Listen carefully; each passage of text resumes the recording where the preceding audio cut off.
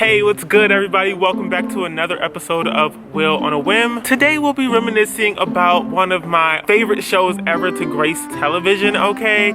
That's So Raven. But first, go ahead and click that subscribe button for the weekly videos. OMG, OMG, OMG. Oh my god. Okay, so maybe, I think it was a week ago now, Raven-Symoné announced on The View.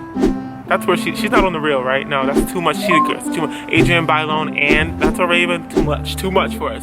She was on The View and she announced that there will be a That's So Raven 2. That's So Raven 2, it's an unofficial title, but she will be starring as a mother whose child learns that she has visions. Like,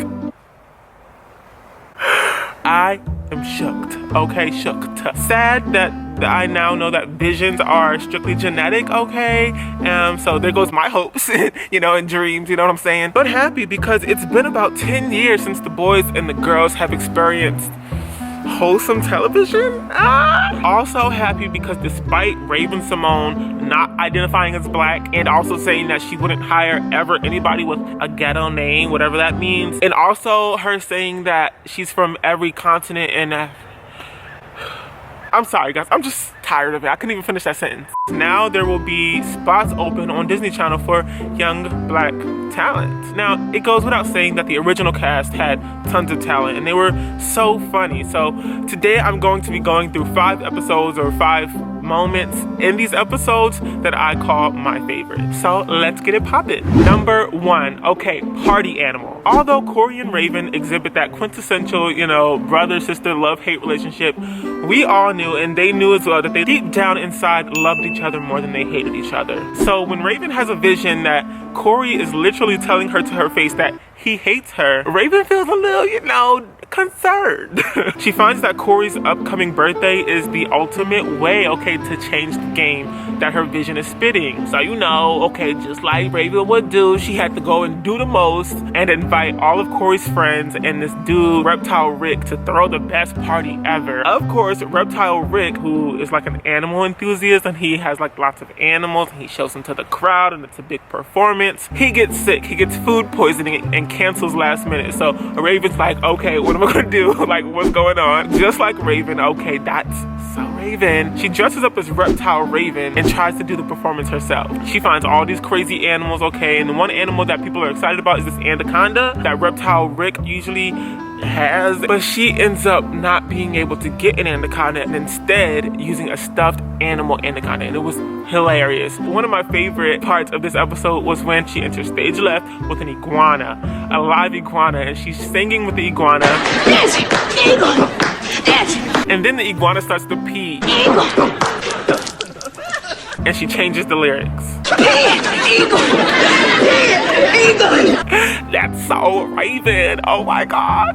Number 2, literally the first episode ever of That's So Raven. At the beginning of the episode, we see Victor and Tanya, Raven's parents, gift Raven a cell phone, a new cell phone for being very responsible as of late, being a good child, yada yada. A couple of minutes later, or maybe a couple of minutes before, I can't really remember. It's a long time ago. It's been 10 years since this has been on the air. We see Raven back talking Mr. Petrocelli, and she gets in trouble, and Mr. Petrocelli asks to see Raven's parents the next day in a meeting. But Raven just got the cell phone for being all nice and responsible and a good student, so she decides not to tell her parents. She dresses up like Tanya and she goes to school and she does literally the most. My favorite part of this episode was when the booty just had too much juice, okay? It was just too big, okay, to fit into the desk that they had in the room. She does some crazy, like, ridiculous fall out of the chair, and I die every single time. Number 3, episode 92. Oh my god, this one was iconic. Mostly because it was the episode where Eddie and Raven kissed. Raven was throwing this party and she had no date to go to her own party. So she hopped on this old school Tinder or whatever. I don't even know. It was some sort of app that used the population of just her high school to match people. She matches with this dude under the alias of 4267 and she's like 639 whatever. Anyway, they chatted up on the app and they decide to meet one day after school. They roam the halls after school and it's Eddie and Raven, but they don't know each other because they're going under the alias of these numbers.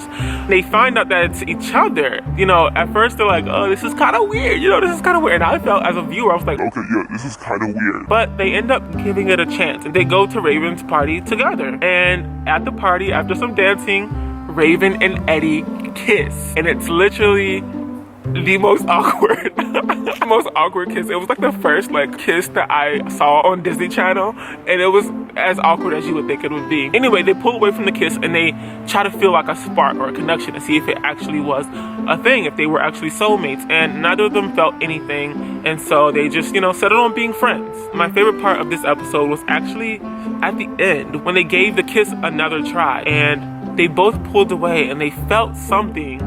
And it was all in their eyes. They were all giddy and whatever. But they decided not to tell each other that they felt something. So it was like, oh. Cliffhanger. Number 4, Be Prepared, Season 4, Episode 86. This episode was cray. Raven's boss, Donna Cabana, decided to have Raven draw up a fire safety plan. And so Raven enlists her Boys in Motion, to help her out. So she dresses the Boys in Motion up in the latest Cabana fashions, okay, serving 12-year-old me. It's hot in here. Where's the fire fashions? Okay, fireman realness. And she has them sing one of the most heartfelt, most beautiful, okay, most amazing, most iconic, most Grammy award-winning songs ever to grace the planet Earth. Just be smart, be prepared, you won't be scared as long as you're ready.